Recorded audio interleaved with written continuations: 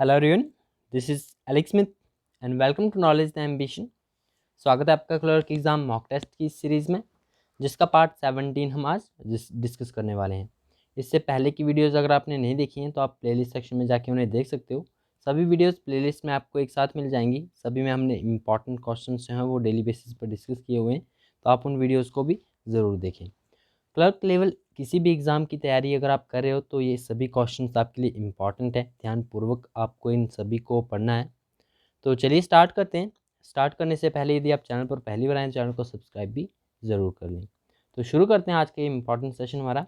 पहला क्वेश्चन है यहाँ पर, हिमाचल प्रदेश के जास्कर क्षेत्र में स्थित शिला नामक चोटी की ऊंचाई कितनी है? 6021 मीटर, 7026 मीटर, 8030 मीटर या फिर 9029 मीटर। तो इसका राइट आंसर क्या होगा? इसका राइट आंसर है आपका option number 2, 7026 metre. Himachal Pradesh के जास्कर क्षेत्र में स्थित है आपकी शिला नामक चोटी। ये आपकी मेनली किन्नौर डिस्ट्रिक्ट में है। एक आपकी शिला चोटी जो है ये आपकी स्पीति वैली में भी पड़ती है, जिसकी ऊंचाई जो है वो 6132 मीटर है। और ये जो आपकी जास्कर क्षेत्र में मुख्य रूप से किन्नौर डिस्ट्रिक्ट में पड़ती है, इसकी जो हाइट है 7026 मीटर है। ये आपको ध्यान में रखना है। नेक्स्ट क्वेश्चन, पोंटा घाटी में सिंचाई के लिए गिरी के अतिरिक्त अन्य किस नदी से पानी पिया जाता है या लिया जाता है? तो पोंटा घाटी में जो है प्रमुख रूप से दो नदियां पाई जाती हैं। पहली है आपकी गिरी और इसके अलावा दूसरी है बाटा। ऑप्शन नंबर 1 इसका राइट आंसर होगा। पोंटा घाटी को क्यारदा दून घाटी के नाम से भी जाना जाता है। ये आपको ध्यान में रखना है। पोंटा घाटी पिछले वीडियो में मैं आपसे डिस्कस कर चुका हूँ ऑलरेडी।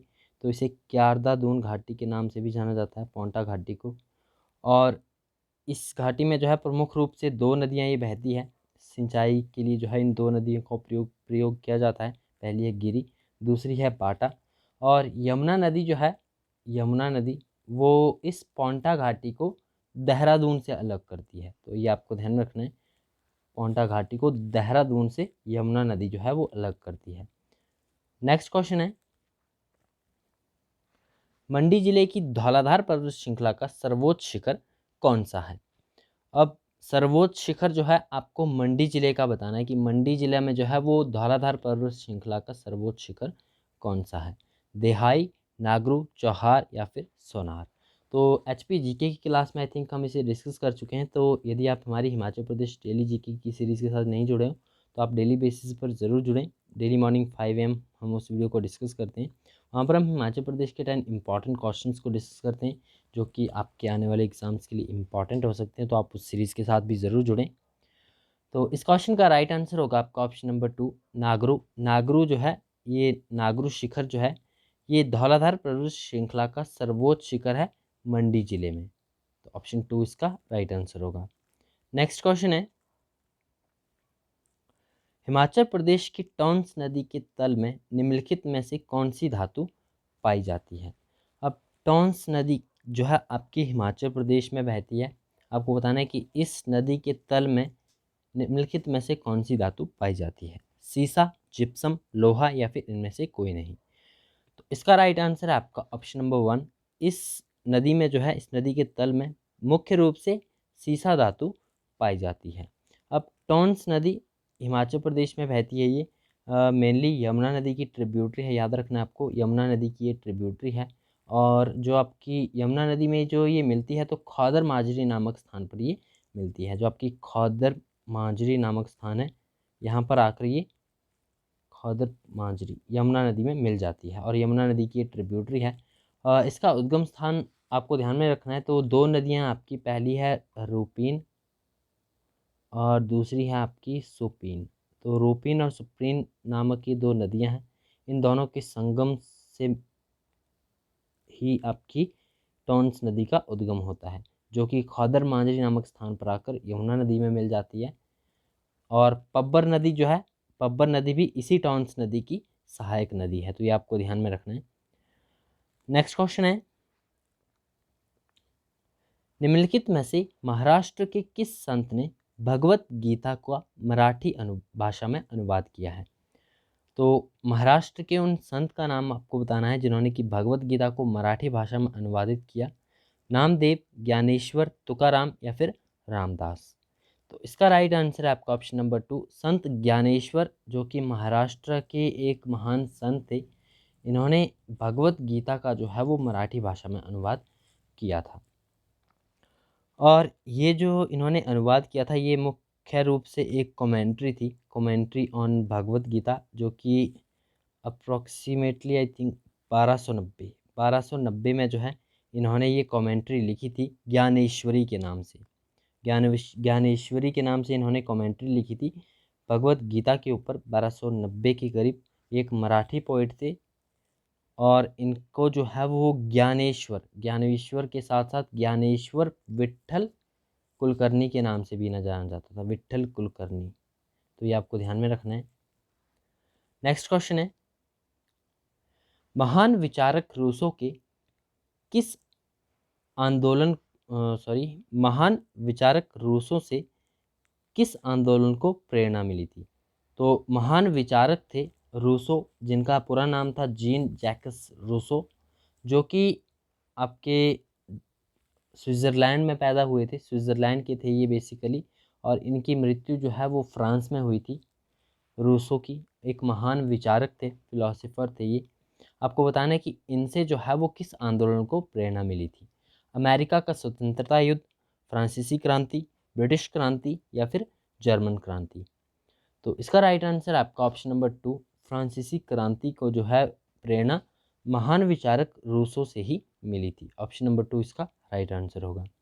नेक्स्ट क्वेश्चन है, अकबर ने फतेहपुर सीकरी में बुलंद दरवाज़ा किसकी स्मृति में बनाया था? तो काफ़ी फेमस है आपका बुलंद दरवाज़ा, जो कि फतेहपुर सीकरी में स्थित है, अकबर के द्वारा बनाया गया था। और जो गुजरात विजय के उपलक्ष्य में ये बुलंद दरवाज़ा बनाया गया था। ऑप्शन नंबर 2 इसका राइट आंसर होगा। नेक्स्ट क्वेश्चन है, प्रसिद्ध नाटक मृच्छकटिका किसने लिखा है? नाटक का नाम आपको ध्यान में रखना है, काफ़ी फेमस है और हाल ही में न्यूज़ में था, तो आपको ध्यान में रखना है। मृच्छकटिका ये किसने लिखा है? कालिदास ने, शूद्रक ने, विशाखा दत्त ने या फिर सुश्रुत ने? तो इसका राइट आंसर है आपका ऑप्शन नंबर 2, शूद्रक ने। शूद्रक के द्वारा जो है ये मृच्छकटिका नामक नाटक जो है प्रसिद्ध लिखा गया है।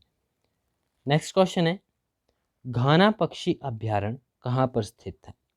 गुजरात, उत्तर प्रदेश, असम या फिर राजस्थान? तो जो आपका घाना पक्षी अभ्यारण्य है ये स्थित है राजस्थान में। ऑप्शन नंबर 4 इसका राइट आंसर होगा। और इसके अलावा जो राजस्थान में आपके पक्षी अभ्यारण्य हैं उन सभी के आपको नाम ध्यान में रखने। तो यहाँ पर आपके रणथंभौर नेशनल पार्क है। इसके अलावा रणथंभौर के अलावा जो आपका सरिका नेशनल पार्क है, रणथंभौर है, सरिका नेशनल पार्क है। फिर आपका नाहरगढ़ बायोलॉजिकल पार्क है, नाहरगढ़ बायोलॉजिकल पार्क। इसके अलावा मुकुंदरा टाइगर रिजर्व भी है। और जो आपका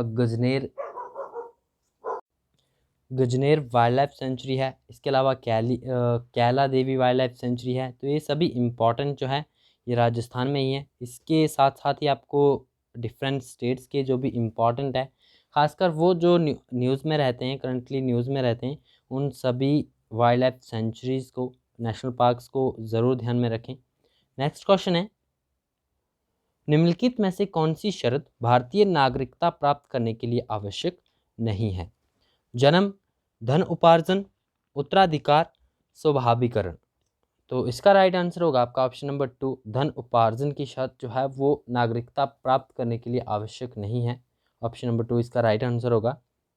नेक्स्ट क्वेश्चन है, हमारे राष्ट्रीय ध्वज का केसरिया रंग क्या प्रदर्शित करता है? विश्वास और शौर्यता, वीरता और शांति, वीरता और बलिदान या फिर सत्य और शांति? तो भारतीय राष्ट्रीय ध्वज में जो है केसरिया रंग क्या प्रदर्शित करता है? ये प्रदर्शित करता है वीरता और बलिदान को। ऑप्शन नंबर 3 इसका राइट आंसर होगा। नेक्स्ट क्वेश्चन है, संपत्ति बाजार में रियल एस्टेट किसे कहा जाता है? भूमि एवं रिहायशी क्षेत्र को, धन को, मोटर गाड़ी को या फिर चल संपत्ति को?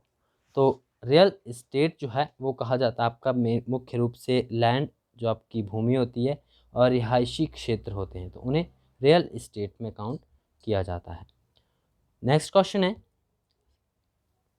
भारत में पंचवर्षीय योजना की धारणा किसने शुरू की थी? पंडित जवाहरलाल नेहरू, सरदार वल्लभ भाई पटेल, लाल बहादुर शास्त्री या फिर डॉक्टर भीमराव अंबेडकर? तो इसका राइट आंसर है आपका ऑप्शन नंबर 1, पंडित जवाहरलाल नेहरू के द्वारा जो है वो भारत में पंचवर्षीय योजना की धारणा शुरू की गई थी। नेक्स्ट है, चमगादड़ अंधेरे में किसकी मदद से उड़ने में सक्षम होते हैं? तो अल्ट्रासोनिक तरंगों की सहायता से जो है वो चमगादड़ अंधेरे में उड़ने में सक्षम होते हैं। ऑप्शन नंबर 2 इसका राइट आंसर होगा। नेक्स्ट क्वेश्चन है, साधारण कांच निम्न में से किसका मिश्रण होता है? Silica, sodium silicate, calcium silicate या फिर उपरोक्त सभी का? तो ऑप्शन 4 इसका राइट आंसर होगा। जो आपका साधारण कांच है वो सिलिका, सोडियम सिलिकेट और कैल्शियम सिलिकेट का मिश्रण होता है। नेक्स्ट क्वेश्चन है, नेक्स्ट आपके यहीं पर ये क्वेश्चन समाप्त होते हैं। आई होप आपके लिए क्वेश्चंस बेनिफिशियल होंगे। सभी इंपॉर्टेंट और सिलेक्टेड क्वेश्चन हम डेली बेसिस पर इस सीरीज़ में डिस्कस करते हैं। तो आने वाली वीडियोस में हम करंट अफेयर्स के और कुछ साइंस के इम्पॉर्टेंट क्वेश्चंस को डिस्कस करेंगे। और आई थिंक हम जो है इसके बारे में आपके जो हिंदी और मैथ्स के कुछ इम्पॉर्टेंट टॉपिक हैं उन्हें भी डिस्कस करेंगे इस क्लर्क एग्ज़ाम की सीरीज़ में। आपको डेली बेसिस पर जुड़े रहना है। तो आज के इस सेशन को यहीं पर समाप्त करते हैं। वीडियो अगर आपको पसंद आए तो वीडियो को लाइक ज़रूर करना और अपने सभी फ्रेंड्स का शेयर जरूर करना। और चैनल पर पहली बार आए चैनल को सब्सक्राइब भी ज़रूर कर लें, नोटिफिकेशन बेल को भी ऑन कर लें ताकि आने वाले सभी रेगुलर अपडेट्स आप तक रेगुलरली पहुँचते रहें। तो मिलते हैं नेक्स्ट वीडियो में। Thanks for watching and best of luck for your bright future.